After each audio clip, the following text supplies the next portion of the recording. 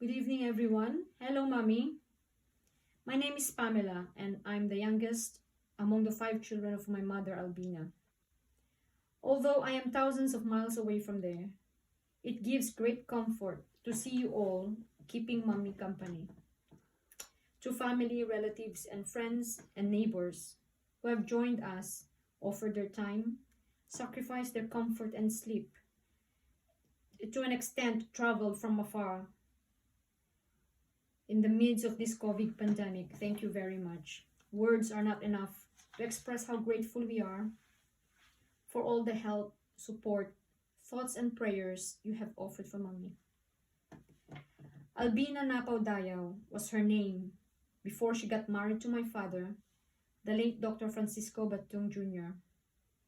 She was known by the name Bining, or more common than that, Mommy or Me. Olalani. My mom was born in Tanhay, Negros Oriental in Visayas on December 16, 1934. She was the sixth among the 8 children of Juan Dayaw and Timotea Napaw. She started her primary education in their local school in San Miguel and continued her high school in Tanhay. After high school, Mommy moved out from their family home and self-supported her college education by putting up a mini store with Auntie Soli, her cousin, in Achotes. She saved up some money to pursue her degree in Bachelor of Science in Education and successfully graduated in Foundation University in Dumaguete City. Her story of how she was able to finish her studies was such an inspiration. Her hard work paid off when she finally graduated and got a job as an elementary school teacher in Marber Elementary School in Bansalan, Davao City. Later on, Mommy was able to establish herself in Davao. She managed to save some more money to buy a piece of land in front of the school and built a house with a store set up. She started having farm animals that she used to source for food and ventured with the farmers for business. The move to Davao not only secured my mom's livelihood, but also paved the way to how my mom and dad met. A love story which I thought only happens in the movies. During school holidays, my mom goes home in Dumaguete. Back then, the mode of transport commonly used for Davao to Dumaguete were domestic passenger ships. On one of her travels, my dad, who was the ship's physician that time, saw her and was smitten by her. So he planned a way of getting to know my mom. As you could imagine, back then people were a little bit timid. Therefore, my dad asked the ship's chief cook to invite my mom for dinner in the cabin with the crew. I can just imagine the flattery my mom felt that time, especially because she only travels in economy class and not in expensive cabins. From that amusing incident, a romantic relationship flourished, and that relationship was kept alive through social telegrams, as my dad was from Luzon. Time passed by until my dad wanted to marry my mom. According to Mommy, he sent a telegram, another tactic of his, that says, "Dear Inday." Inday is a Visayan endearment word, which means my love or my dear. If you really want to be with me, you must leave Davao and come with me in Manila. Our ship will depart this afternoon. If you will not come, then I'm afraid we won't be able to see each other again, as I will be leaving soon to work abroad. Of course, my mom was so confused, unsure of what to do. Her co-teachers and school superintendent spoke to her and gave her pieces of advice. Well, it's very obvious which option my mom chose in the end. However, it did not just end there. She has to rush to the port as they were very close to the ship's departure time. Everyone collaborated. Her co-teachers gave her a ride to the port. According to my mom, things were such in a rush that she wasn't able to bring anything with her, not even any changing clothes. As soon as they arrived at the port, the ship was already undocked and about to leave. When my dad saw her, they threw out a rope ladder which according to my mom was quite embarrassing as she was wearing a dress while climbing to board the ship. And the rest is the start of a happy, bumpy family life. I always find my mom and dad's love story romantically exciting and profoundly interesting. I was very fortunate to have had that opportunity to travel with mommy when she was still in good health and caught a glimpse of her past, of the places she's been, and meet the people that greatly influenced her life. Indeed, a story that must be told to the next generation. Mommy's perseverance and determination were exceptional. She stood up as both our mother and our father from the day my dad passed away when I was 4 years old. I feel so blessed and forever grateful to the Lord for giving us a strong, hard-working, kind, and compassionate mother who molded us and gave us good, comfortable life. One of the skills that mommy learned from her mom as a young child was sewing. She has a Singer sewing machine which I recall taking to the town market for repairs. I remember when we were kids, she would sew mine and Ate Mona's matching polka dots skirt and top in preparation for the festive celebrations.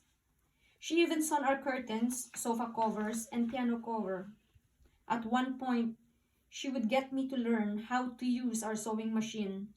However, unlike her, I did not pursue, as I preferred to play with my Bagumbayan friends. My mom loves traveling. She traveled to many local and international places. She loves adventure. She loves spontaneity. And she was a great travel buddy. This is one of the things I will miss her for. Aside from the traditional deco making, playing mahjong is one of the many legacies she taught us.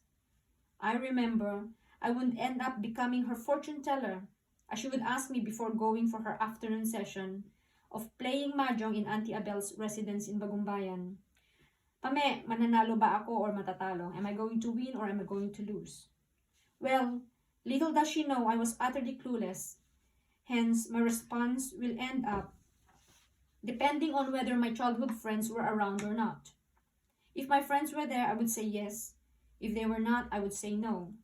But she believed me and she trusted me. Her being gullible simply reflected her kind and trusting nature. And as you know, it goes to my advantage all the time without her knowing. She always possessed that business-minded trait in her, that wherever she resides, be it in Ashotes in Tanhay, in Marber in Bansalan, Davao City, and even in Reco in Tuguegarao, a mini store would pop up, together with her chickens, pigs, and ducks. I can still vividly recall my tasks before as a babanao collector and ipil-ipil in harvester from the camp, together with my friend Dinan for our pigs. This experience has taught me the significance of hard work and the essence of having responsibilities. At one point, I thought if she could have stayed longer with me while she was here in Cardiff, she would have started her mini store business, and I can easily imagine my 6-year-old daughter here, Freya Ray Albina, to be assisting her selling goods.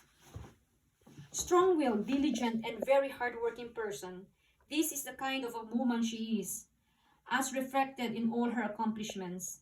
She reached all her ambitions in life through hard work. A very strong woman, indeed, and such an inspiration, not only to me, but for all the people who have dared to ask and learn about her life story. Her good traits have massively inspired me to do the same thing. After a meaningful talk with the people she grew up with and really knew her past, I was deeply humbled by all her work. My heart is swelling with admiration and respect that I wanted to shout and tell the world how proud I am to have her as my mother.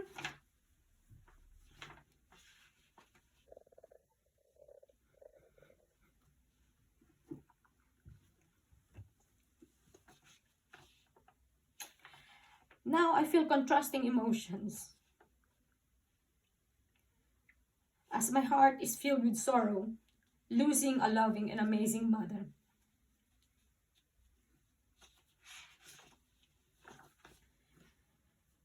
Yet, I feel joy and comfort knowing Mommy's sufferings have ceased and knowing she is now with our Creator. As Freya would say to me when she sees me crying, "Don't worry, Mama. Lola Me is still around with us, and we will see her again when we go to heaven." Hearing this from my own little girl lifts my spirits up and outweighs the sorrows I have within. It reminds me that, yeah, we are all here temporarily, and Mommy have lived her full life, happy and content. Thank you so much, Mommy, for all the wonderful memories, all the legacies you have left, and for everything that you have done for us. Not only you are a school teacher by profession, but also a magnificent professor in my life. You will be terribly missed, Mommy, especially our one-on-one chats. You will be forever loved by all of us, and you will never be forgotten. Gimingaw kami nimo kaayo, Mommy. Rest in peace in thy bining, and God bless.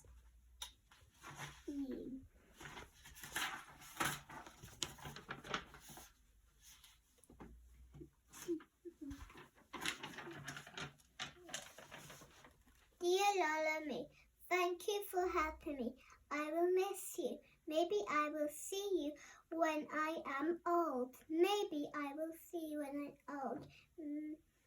I still got you something. We love you. Bye bye, Faye. XXX XXX. Heart, heart, heart. Heart, heart, heart. Heart and heart. And that? February 30, 2021. We will miss you, Mommy. I also forgot something. Forgot the name. A present. The present.